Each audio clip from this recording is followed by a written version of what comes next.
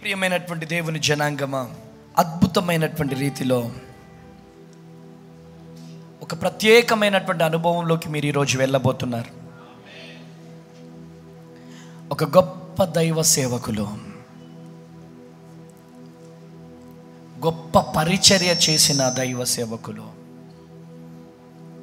ప్రపంచాన్ని తలకిందులుగా చేసిన గొప్ప దైవ సేవకులు. ఆయన బుక్స్ చదువుతున్నప్పుడు నాలో ఒక తెలియని రోషం,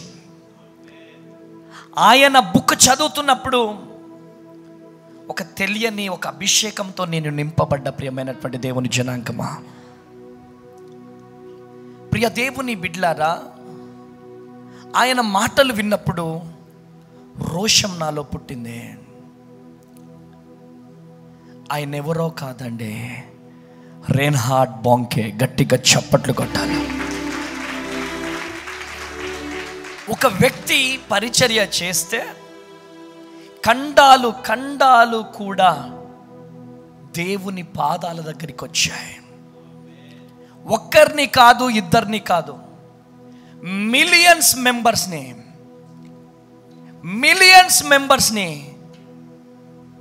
దేవుని పాదాల దగ్గరికి నడిపించిన గొప్ప దైవ సేవకులండి. హల్లెలూయా, హల్లెలూయా. తన పరిచర్య జీవితంలో పరిచర్య చేస్తున్నటువంటి టైంలో ఒక మీటింగ్కి వెళ్తుంటే కొన్ని కోట్ల బుక్స్ ప్రింట్ అయ్యేటి. షిప్లో నుంచి బుక్స్ దేశాలు మారేటి. గోదాంలోకి అనేకమైనటువంటి బుక్స్ షిప్లో నుంచి దింపుతున్నారు. రెయిన్హార్డ్ బాంకేతో దేవుడు మాట్లాడినప్పుడు అక్కడ నా ప్రియ కుమారుడు ఉన్నాడు, నువ్వు అక్కడికి వెళ్ళు అన్నాడు. ఎవరేసయ్యా అంటే, ఇగో ఆ మూటలు మోస్తున్నాడు కదా, ఆ బుక్స్ మూటలు మోస్తున్నాడు కదా, ఆయనను పిలువ అన్నాడు యేసయ్య. ఆయనను పిలువమనగానే ఆయనను పిలిచాడు. పిలిచి మూట ఇలా తల మీద ఉంది, హమాలి పని చేసుకుంటున్నాడు ఆయన. బాబు, నాతో పరిచర్య చేయడానికి వస్తావా అంటే, అయ్యా మీరు రమ్మంటే నేను వస్తానయ్యా అనగానే, చలో నాతో వచ్చేసే అన్నాడు. రెయిన్హార్డ్ బాంకే గారు ఎక్కడ మీటింగ్కి వెళ్తే అక్కడికి వచ్చేవాడు. దైవ సేవకులు తీసుకెళ్ళేవారు. అలా ఒక 3 మీటింగ్స్ వరకు రెయిన్హార్డ్ బాంకే గారు ఆయనని మీటింగ్కి తీసుకెళ్లారు. 4వ మీటింగ్కి ఎక్కడో మూల కూర్చుంటారు. రేయ్ ఇట్రారా నాన్న అని చెప్పి ఇలా లేచి నిల్చొని ఇలా మోకరింపజేసి తన తల మీద చెయ్యి పెట్టి, నా తర్వాత ఈ పరిచర్య ఈయనది. గట్టిగా చప్పట్లు కొట్టాలా, గట్టిగా చప్పట్లు కొట్టాలి. హల్లెలూయా, హల్లెలూయా. కొన్ని కోట్ల రూపాయల విలువ కలిగినటువంటి పరిచర్య. ఆయన ఎవరో రెయిన్హార్డ్ బాంకేకి తెలియదు, ఆయన ఎవరో తెలియదు, ఎక్కడుంటాడో తెలియదు.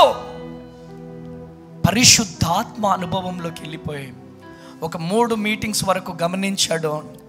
4వ మీటింగ్ స్టేజ్ మీదకి పిలిపిచ్చేసేసి, రెయిన్హార్డ్ బాంకే పరిచర్యను చూసుకునేది నా తర్వాత ఈయననే అని చెప్పి అభిషేకించాడు. గట్టిగా చప్పట్లు కొట్టాల. హల్లెలూయా. ఆ మాటలు విన్న తర్వాత షాక్ అయిపోయినాను ప్రియమైనటువంటి దేవుని బిడ్డలారా. ఒకసారి ఆయన హైదరాబాద్ వచ్చాడు. హైదరాబాద్ వస్తే అనేక మంది ఈ సేవకుడిని లేకుండా చేయాలి, ఈ సేవకుడి పరిచర్య లేకుండా చేయాలి అని చెప్పి చాలామంది కూడుకొని కొన్ని లక్షల రూపాయలు ఖర్చు పెట్టి నైజీరియా నుంచి మాంత్రికులను తెప్పించారు. నైజీరియా నుంచి మాంత్రికులను తెప్పించినప్పుడు హైదరాబాద్లో భారీ కాంగ్రిగేషన్ ఉంది. స్టేడియం అంతా నిండిపోయింది. రెయిన్హార్డ్ బాంకే గారు ఇలా స్టేజ్ ఎక్కి ఇలా మైకి తీసుకొని యేసు నామములో యేసు నామములో హల్లెలూయా అనగానే 4 దిక్కులుగా ఉన్న మాంత్రికులు 4 కుప్ప కూలిపోయారు. గట్టిగా చప్పట్లు కొట్టాలి. హల్లెలూయా, హల్లెలూయా, హల్లెలూయా. వాళ్ళ తలలు మొత్తం కూడా జుట్టు అంటుకట్టపోయి చాలా పెద్ద పెద్ద జుట్టులతో మాంత్రికులు వచ్చారు. వాళ్ళు పడిపోయారు. వాలంటీర్స్ ఏం చేశారంటే ఆ 4 అమాంతంగా మోసుకొని వచ్చి స్టేజ్ మీద పడేశారు. రెన్హార్డ్ బాంకే అడుగుతున్నాడు, నేను ఇంకా పరిచర్య స్టార్ట్ చేయలేదు, అప్పుడే ఎందుకు స్టేజ్ మీదకి తీసుకొచ్చి పడేశారంటే, అయ్యా వాళ్ళు పడిపోయారయ్యా, మా డ్యూటీ ఎవరైనా పడిపోతే స్టేజ్ మీదకి తీసుకురావడం కదా, అందుకనే మా డ్యూటీ మేము కరెక్ట్గా చేసినాం కాబట్టి పడేసినాం ఇక్కడ అని చెప్పగానే చాలాసేపటి తర్వాత వారికి స్పృహ వచ్చింది. ఎక్కడి నుంచి వచ్చారు, ఎందుకు వచ్చారు మీరంటే, మేము చాలా పెద్ద మాంత్రికులము, మిమ్మల్ని చంపడానికి మాకు లక్షల రూపాయలు ఇచ్చారు, మేము ఈ మీటింగ్కి వచ్చింది మాటలు వినడానికి కాదు, మేము ఇక్కడికి వచ్చింది ఎందుకంటే మిమ్మల్ని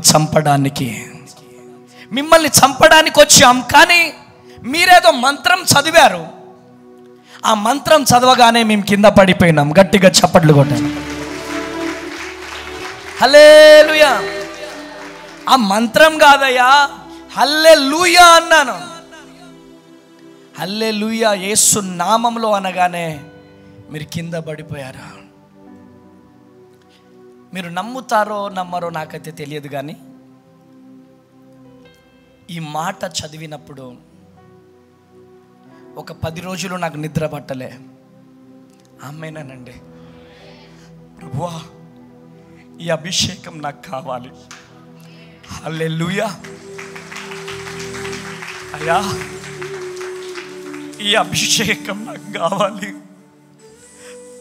అనేక సార్లు నేను హల్లెలూయా అంటున్నానయ్యా, అనేక సార్లు యేసు నామంలో అంటున్నానయ్యా,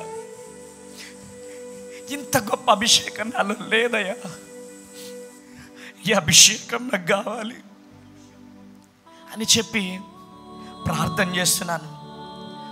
చేస్తున్నా. మరలా బుక్ చదివాను.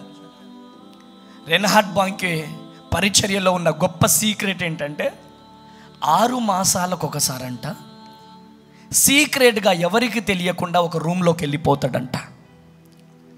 6 మాసాలకు ఒకసారి రూమ్లోకి వెళ్ళిపోయి, అయ్యా ఈ పరిచర్యలో నేనేమైనా లోపాలు చేస్తుంటే నన్ను క్షమించు, మీరు నా పైన ఉంచినటువంటి అభిషేకం నేను కోల్పోవద్దయ్యా, తెలిసి తెలియక ఏమైనా తప్పిదములు చేస్తుంటే నన్ను క్షమించు, వర్తమానము ద్వారా నా ప్రవర్తన ద్వారా నేనేమైనా తప్పిదములు చేస్తుంటే నన్ను క్షమించు ప్రభు అని చెప్పి 6 మాసాలకు ఒకసారి రూమ్లోకి వెళ్ళిపోయి తన్ను తాను శుద్ధి చేసుకునేవాడంట ప్రార్థన ద్వారా. గట్టిగా చప్పట్లు కొట్టాలి. అప్పుడు నాకు అనిపించింది, అంత గొప్ప దైవ సేవకులు ఖండాలనే దేవుని దగ్గరికి నడిపించిన, మిలియన్స్ ఆఫ్ పీపుల్స్ని దేవుని పాదాల దగ్గరికి నడిపించిన గొప్ప దైవ సేవకులే తనను తాను తగ్గించుకొని 6 మాసాలకు ఒకసారి ప్రభు పాదాల దగ్గరికి వెళ్తుంటే మనం ఎంతటి వాళ్ళం. Praise the lord. Hallelujah, hallelujah. ప్రియమైనటువంటి దేవుని జనాంగమా, ఈరోజు ఈ మాటలు వింటున్న ప్రియ దేవుని జనాంగమా, ఈ మాటలు నాలో రోషాన్ని పుట్టించాయి. ప్రియమైనటువంటి దేవుని బిడ్డ,